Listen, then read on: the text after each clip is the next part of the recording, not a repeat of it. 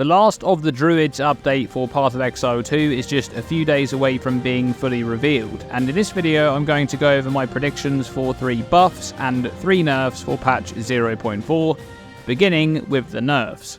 And we're starting with the Deadeye Ascendancy for the Ranger. Now in patch 0.3, the Deadeye was the most played Ascendancy in both softcore trade and softcore solo self-found leagues, and even in hardcore, this Ascendancy was the second most popular choice behind the Lich in both hardcore trade and hardcore SSF.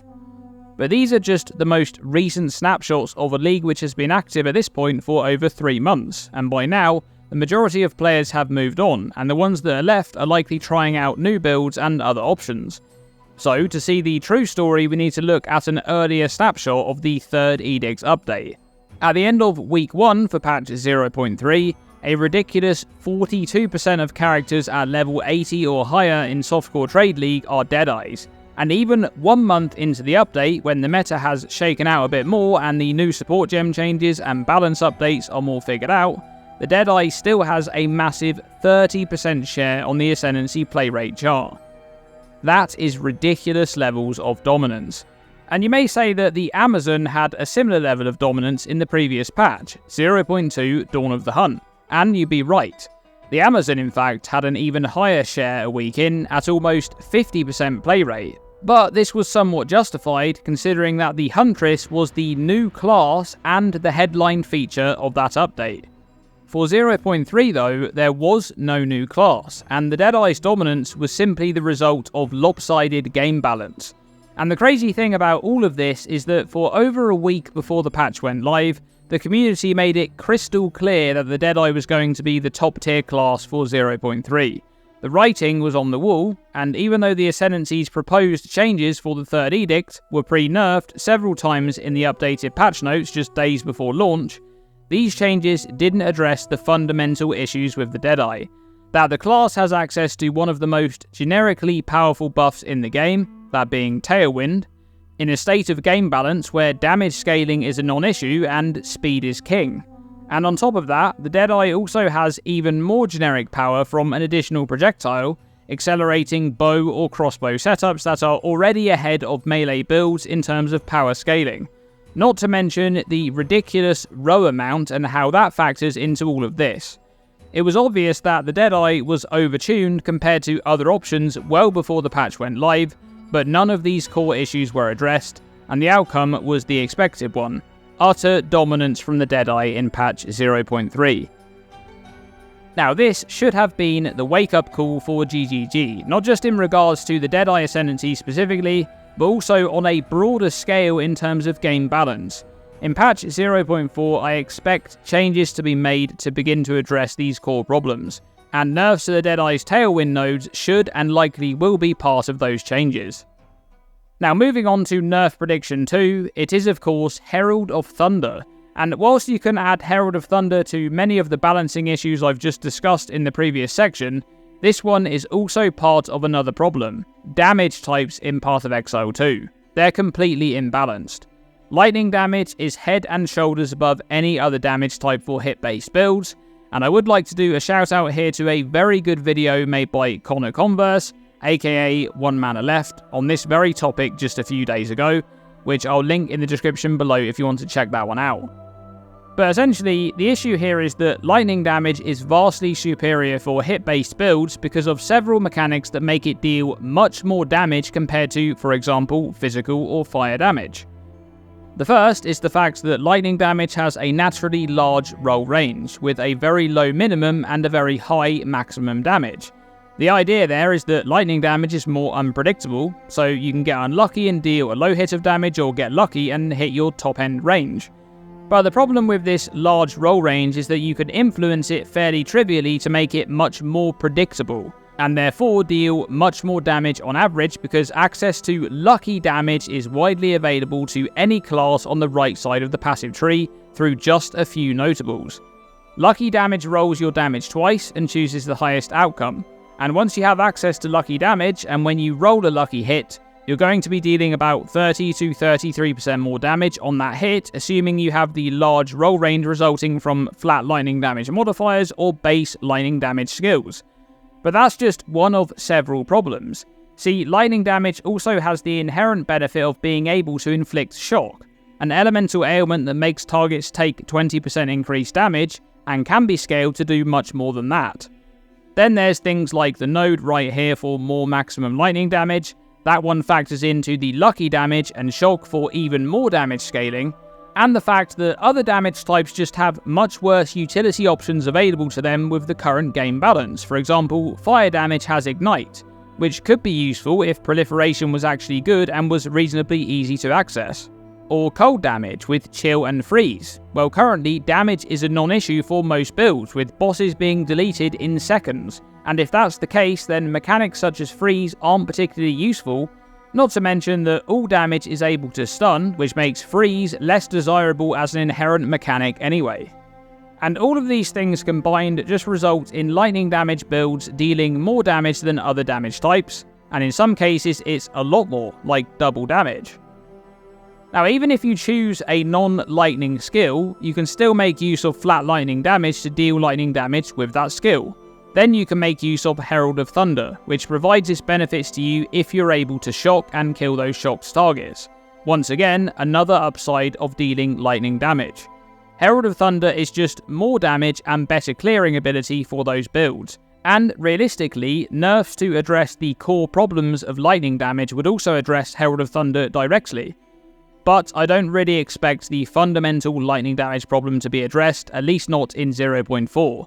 But nerfs to the most used skill in 0.3, a skill that was used on a ridiculous 54% of level 80 or higher characters 1 week into the 3rd Edict's update, that's quite likely to happen.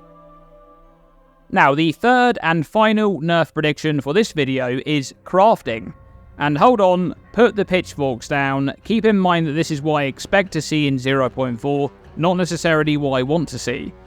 With that said, I do think that crafting will be nerfed in 0.4, but more so the availability of crafting rather than the functionality of crafting.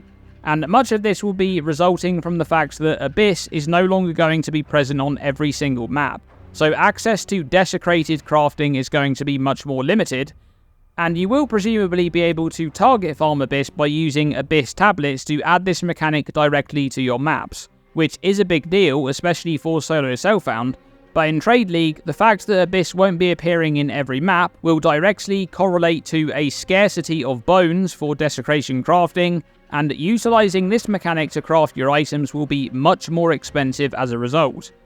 However, I think other systems of crafting will also be targeted in a similar way, such as omens and essences. For example, the omen of homogenizing exaltation or the perfect essence of battle.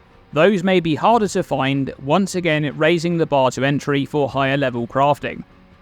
Now, I think the primary reason they make these types of changes is to attempt to restore mid-tier items to progression. In 0.3, you'd often go from basic life and resistance gear straight to your endgame loadout, skipping any mid-tier gear progression because the power and accessibility of high-end crafting meant that you could just make that jump.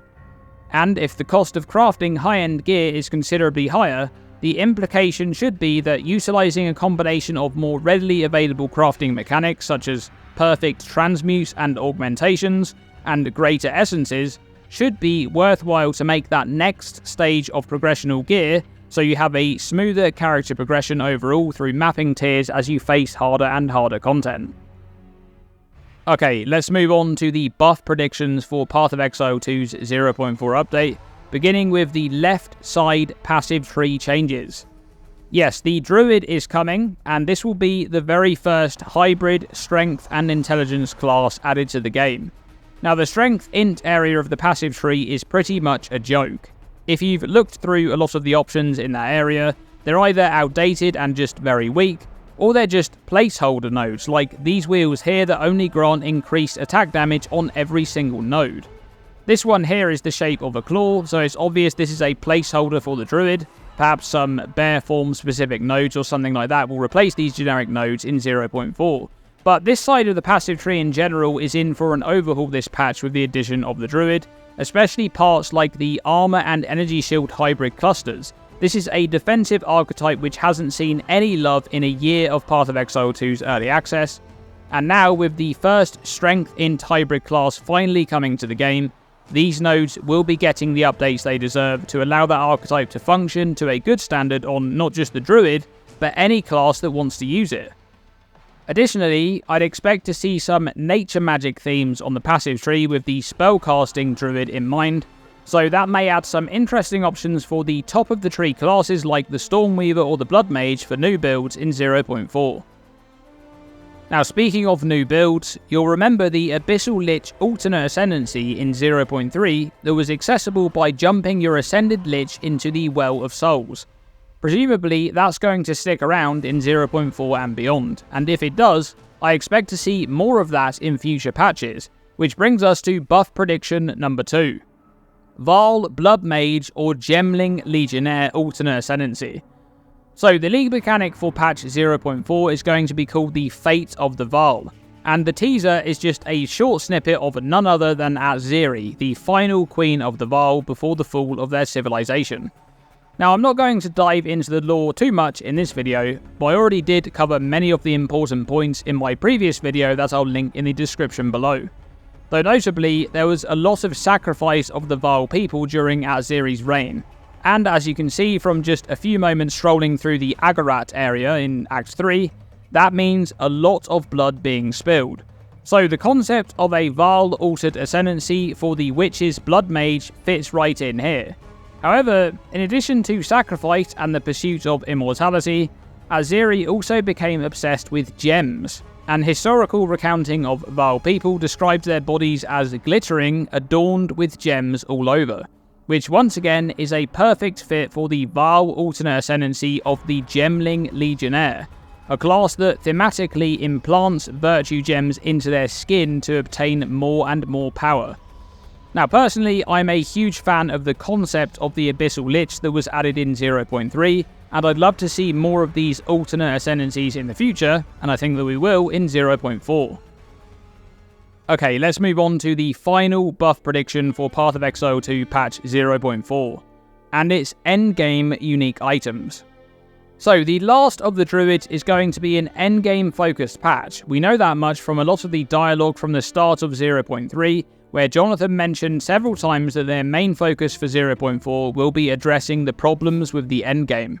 And whilst I can expect much of this to revolve around the Atlas and juicing your maps and map layouts and pinnacle boss encounters, I think one very important thing that will also be addressed is meaningful endgame unique items to chase and farm.